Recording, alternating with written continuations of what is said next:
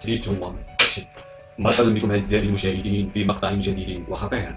في آخر الأخبار أعزائي المشاهدين، لقد تم اكتشاف سجن خطير في المغرب أعزائي المشاهدين، والذي اكتشف هذا السجن هو يوتيوبر مغربي معروف باسم ابن نسناس. هو الدراري اول مره في التاريخ الباب ديال السجن قرب اللي ما عمره ما تصور والو. انا راسلت قسم بالله اللي شفت. هو هذا، شوف باقي تشغل اشغال.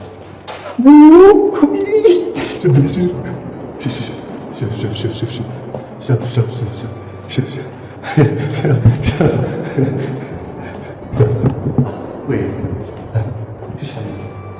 وكما لاحظتم معنا أعزائي المشاهدين، ذلك السجن يشبه المتاهة أعزائي المشاهدين، ومن ظاهره يظهر أنه سجن خطير جدا.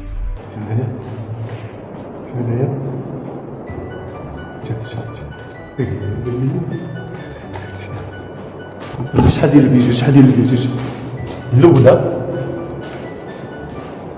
ثانيه غتجينا عاوتاني ثلاثه اربعه. السؤال المطروح أعزائي المشاهدين من هذه الحلقة: من الذي كان يسجن في ذلك السجن؟ وهل ذلك السجن فعلا كان يعمل؟ وهل ذلك السجن فعلا كان به سجناء؟ وهل ذلك السجن فعلا سجن حقيقي؟ خمسه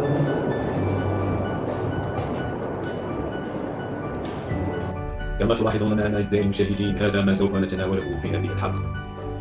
عندما كنا صغار أعزائي المشاهدين، كنا نسمع بأن هناك سجونا تحت الأرض أو معتقلات سياسيين أو المهم أعزائي المشاهدين، عندما لاحظنا هذا السجن وجدناه أنه فعلا سجن خطير. هذا السجن أعزائي المشاهدين يوجد تحت الأرض، يعني ليس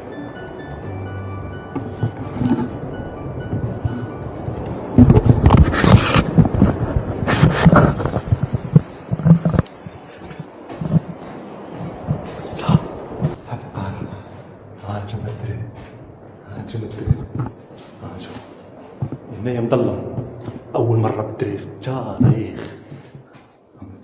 مثل السجون التي هي فوق الأرض، إنه سجن أعزائي المشاهدين تحت الأرض.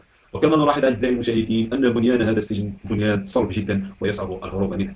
كما تلاحظون معنا أعزائي المشاهدين أن جدار هذا السجن يمكن أن يكون سمك هذا السجن أو عرض هذا السجن، عرض جدار هذا السجن يمكن أن يصل أعزائي المشاهدين حتى إلى متر أو نصف متر. كيف سوف تهرب من هذا السجن؟ شوف كيبان والو، كيبان والو. شوف شنو هنايا. ملاحظتنا أعزائي المشاهدين من هذا السجن أنه سجن خطير، وأن من يدخل هذا السجن أعزائي المشاهدين محال أن يخرج من هذا السجن. هنا ما كيبان والو، باقيين في الاشغال. ها نشوف هما الدراري وصلت لواحد البلاصه مظلمه هنايا، فهمتوني؟ نافاق مظلم كيف ما كتشوفوا الدراري هادو بيبان. شوف هادو بحال اللي قلتي تسدو هادو تسدو الدراري، فهمتوني؟ واقيلا هادو كتهبط بحال هكا، كاين شي بلاصه بعيده عاوتاني، كاين شي بلاصه كدير هادشي. ما عرفتش هاد النفاق شحال ديال الطول ديالو. نبقى غادي وغادي نشوف. وكما نلاحظ أعزائي المشاهدين أن تصميم هذا السجن تصميم غريب جدا، أن السجن لا يحتوي على أبواب ولا يحتوي على أقفال ولا يحتوي على سياج، سجن مفتوح يشبه متاهة. مدخل السجن أعزائي المشاهدين فيه القليل من النور والقليل وفيه نوافذ أعزائي المشاهدين. المهم مدخل السجن في الأول به إضاءة. عندما نبدأ ندخل أعزائي المشاهدين في السجن ونتعمق فيه، ندخل في فج ذلك السجن أعزائي المشاهدين. عندما ندخل في بيوت ذلك السجن أو في زنزانات ذلك السجن يبدأ الظلام أعزائي المشاهدين. هما الدراري ما نطولش عليكم، بقاو غادي معايا. شنو كيتيبان هنا كيتيبان وهنا كيتيبان. وعندما يبدأ الظلام فإننا نشعر بهؤلاء السجناء الذين كانوا فعلا مسجونين في ذلك السجن، أو فعلا ذلك السجن كان يحتوي على سجناء. هل فعلا كان به سجناء؟ الموضوع خطير جدا. غادا في يد الله، ما عرفتش فين غادي. شحال من باب كيف ما قلت لك هادو واقع بيوت. كل ما لاحظنا أعزائي المشاهدين هو أنك إذا دخلت إلى هذا السجن بدون مصباح أو إضاءة، صدقني عزيزي المشاهد سوف لن تعرف من أين سوف تخرج، سوف تبقى هناك تائه. وكيف السؤال المطروح أعزائي المشاهدين: هل كان فعلا يتم إطعام هؤلاء السجناء؟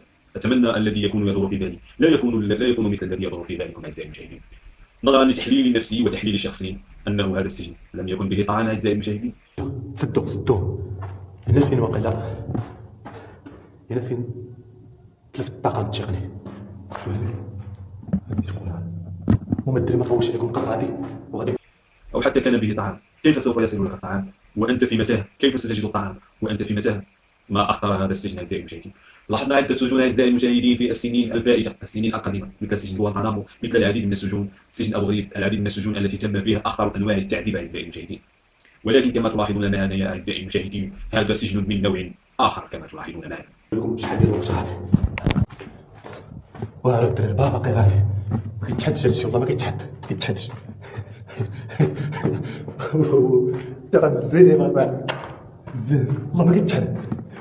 المهم أعزائي المشاهدين، ذهبنا مع ابن الأسناس في هذا السجن، وبدأنا نرى في هذا السجن فعلا إنه سجن خطير يشبه المتاهة ويحتوي على رعب خطير في داخله أعزائي المشاهدين. المهم أعزائي المشاهدين، كانت هذه حلقة اليوم، أتمنى أن تنال إعجابكم. إذا أعجبكم مثل هذا المحتوى لا تنسى الضغط على زر لايك، ولا تنسى الاشتراك في القناة واكتب لنا تعليقا جميلا. نلتقي في حلقة جديدة ومفيدة، إلى اللقاء. باش نمشيو 50 متر دابا اللي غادي 300 متر راه بزاف.